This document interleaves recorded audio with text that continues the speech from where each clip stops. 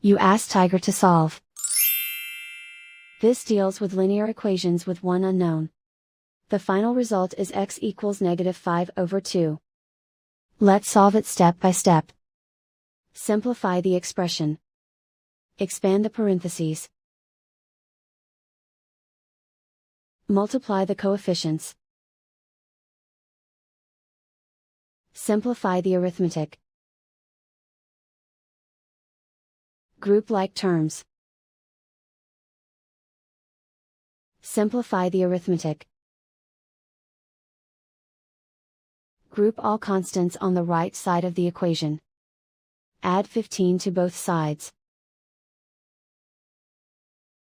Simplify the arithmetic.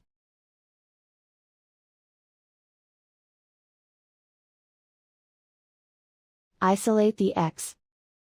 Divide both sides by -6. Cancel out the negatives. Simplify the fraction. Move the negative sign from the denominator to the numerator.